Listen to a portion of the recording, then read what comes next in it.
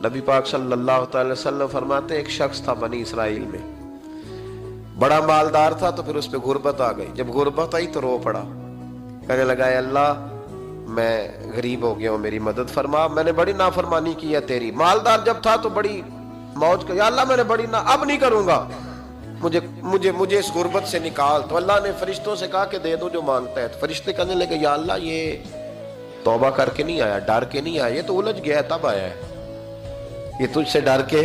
होता है ना ऐसे कि लोग अल्लाह से नहीं डरते जितना गुर्बतों से माद अल्लाह डरते। या अल्लाह ये तो वो उलझ गया तब आया। तो अल्लाह ने फरमाया पता मुझे भी है, लेकिन आ तो गया है ना, चलो दे दो। तो कहा या अल्लाह अगर दे दिया तो दोबारा नहीं आएगा। फरमाया इसका भी मुझे पता है, तुम दे दो। उसे दे दिया। जब दौलत मिल गई ना तो कहने लगा ओहो वो तो मैंने इस तरीका से ही इस्तेमाल किया इसलिए कामयाब हो गया।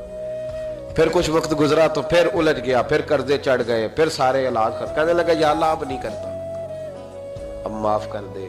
70 दफा तौबा की और 70 दफा तोड़ी।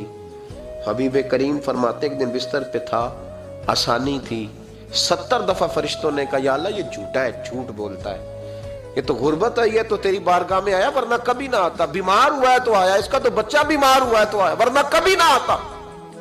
70 दफा तौबा तोड़ी। एक दिन रात को बिस्तर पे लेटा था, दौलतें भी थी, आसानियां भी थी, दिल में ख्याल आया मैं कितना झूठा हूं, जब उलझ जाता हूं तो उसके दरवाजे पे जाता हूं और वो कितना करीब है, मुझे खाली नहीं लौटाता।